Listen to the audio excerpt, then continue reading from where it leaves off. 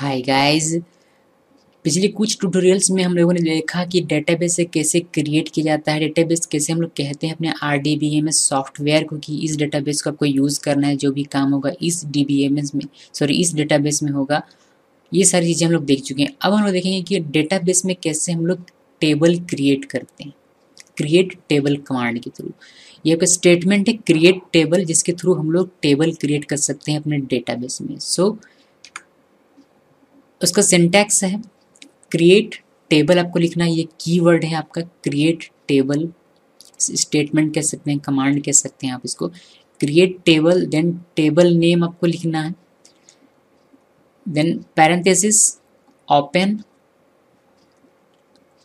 Colon name 1 उसका data type और size, column name 2 उसका data type size, column name 3 data type size. याद रखिएगा सबको कॉमा से सेपरेट किया गया है। ये कॉलन नेम, इसका डाटा टाइप, साइज, फिर एक कॉमा, फिर दूसरा कॉलन नेम, फिर इसका डाटा टाइप, फिर इसका साइज, फिर कॉमा, फिर कॉलन नेम 3, फिर डाटा टाइप, फिर साइज।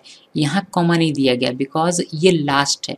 जब भी आप लास्ट कॉलन लिखते हैं, अगर यहाँ एक और कॉलन आप लिखते हैं कॉलन नेम 4, तो यहाँ आप कॉमा लिखते हैं और लास्ट वाले में कॉमा नहीं लिखते हैं। ठीक है, इस वक्त आपको ध्यान रखना है जब टेबल क्रिएट कर रहे हो तब।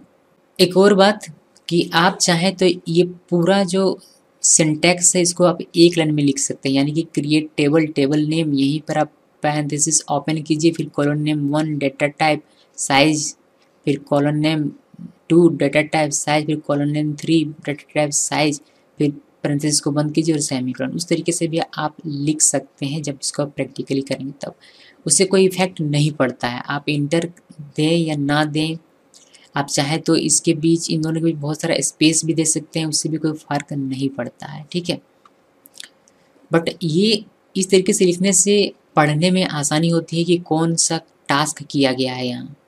ठीक है, इसका एग्जाम्पल देख लेते हैं। एक एग्जाम्पल देखिए, लिखा हुआ है मैंने क्रिएट टेबल माई टैब, मैंने नाम लिखा हुआ अपने टेबल का माई टैब।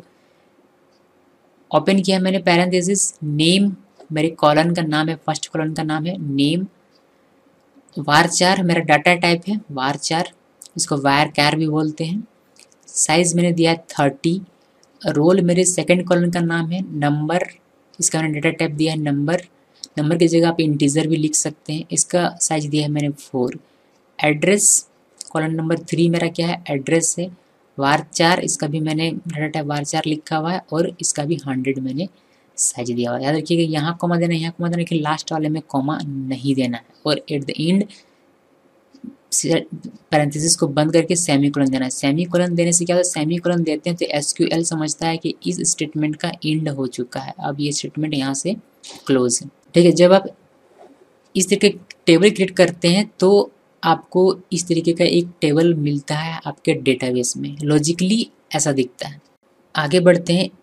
इस क्रिएट टेबल में एक और चीज़ है जो मैंने अभी आप लोगों को दिखाया नहीं है, तो उसको देख लेते हैं। जैसे कि यहाँ आप एक ऑप्शनल रहता है कंस्ट्रेंट्स, कंस्ट्रेंट्स भी यहाँ दिया जा सकता है। कंस्ट्रेंट का मतलब क्या होता है देखते हैं।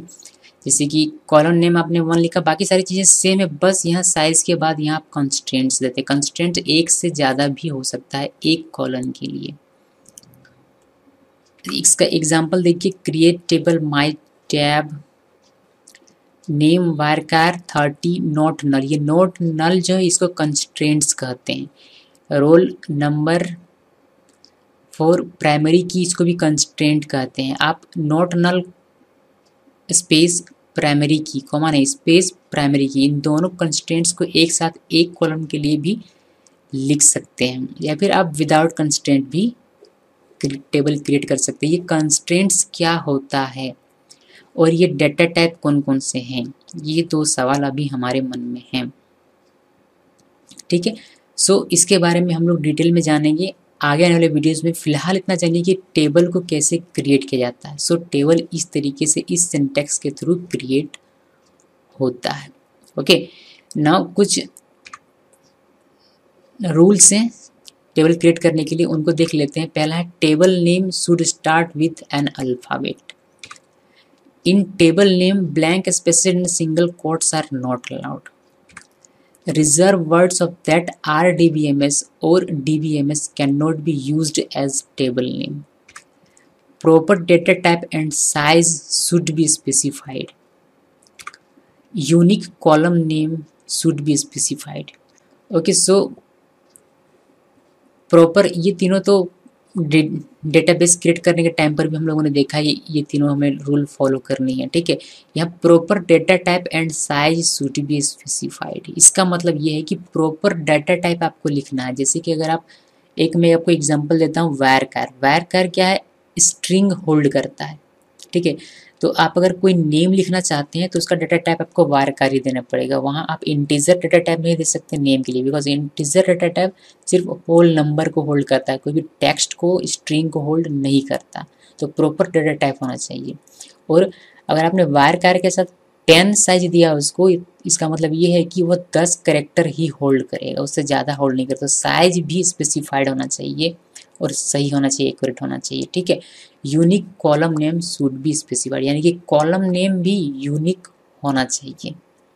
एक ही टेबल में आप एक ही नाम से 2 कॉलम बनाते हैं तो वैसा पॉसिबल नहीं है, ठीक है। मे भी बन जाए बट प्रॉब्लम्स क्रिएट करेगा, एंड आई डोंट थिंक कि ऐसा हो पाएगा। Okay, so unique column name आपको देना है एक टेबल के लिए। आप अगर दूसरा टेबल बना रहे हैं, एक डेटाबेस में एक से ज़्यादा टेबल हो सकता है, आप अगर दूसरा टेबल में वही नाम रख दें तो चलता है, बट एक ही टेबल में सेम कॉलम नेम नहीं होना चाहिए। ओके, सो ये टेबल्स क्रिएट करने के कुछ रूल्स थे और ये सिंटैक्स है। सिंटैक्स बार फिर से हम लोग देख लेते हैं। मैं आपको फ़िलहाल इसका एक एग्जाम्पल दिखाता हूँ लाइव प्रैक्टिकली, ताकि आप देख पाएंगे कि टेबल कैसे क्रिएट किया जाता है। ओके, उसके बाद हम लोग बात करेंगे डेटा टाइप और कॉन्स्टेंट्स की, मतलब आगे आने वाले वीडियोस में। ओके, सो देखते हैं प्रैक्टिकली। ये MySQL मेरा ऑन है। हम लोगों ने एक डेटाबेस क्रिएट किया था MyDB मैंने किया।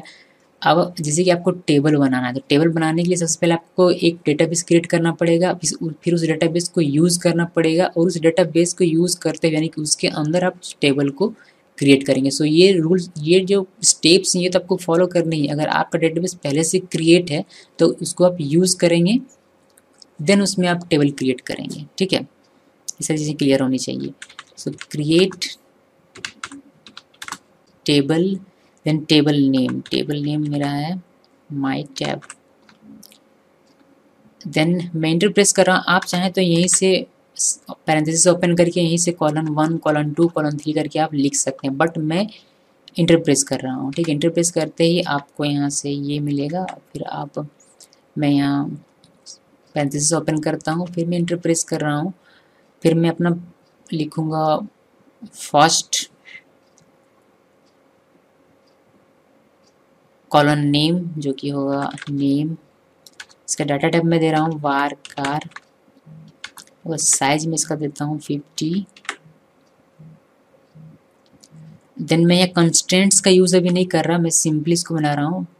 फिर इंटर किया मैंने, ये रोल मेरा, ये इंट दिया मैंने इसके लिए इंट, ठीक है। उसके बाद इसका मैं साइज दे देता हूँ 4। बस इतना, नेम एंड रोल अभी फ़िलहाल के लिए इतना काफ़ी है, ठीक है। ओके, देन फिर से प्रेस इंटर किया मैंने, पैरेंथेसिस बंद और सेमीकोलन। आप लोग देख पा रहे होंगे कि मैंने यहाँ कॉमा नहीं दिया, कॉमा दिया था बट मैंने इसको हटा दिया बिकॉज ये मेरा लास्ट कॉलन है, इसीलिए। पैरेंथेसिस बंद सेमीकोलन। सेमीकोलन का मतलब कि ये स्टेटमेंट मेरा कंप्लीट हो गया है, इसको मैं एंड कर रहा हूँ। अब मैं प्रेस कर रहा हूँ इंटर। जैसे आप इंटर प्रेस करते हैं आपको यहाँ फीडबैक मिलेगा, क्यूरी ओके 0 रो अफेक्टेड, यानी कि आपका टेबल क्रिएट हो गया, ठीक है। नेक्स्ट वीडियो में आपको दिखाऊंगी कैसे आप अपने टेबल को देख सकते हैं, तो कैसे आप इसको डिस्क्राइब कर सकते हैं कि टेबल में आपका क्या है और क्या नहीं है।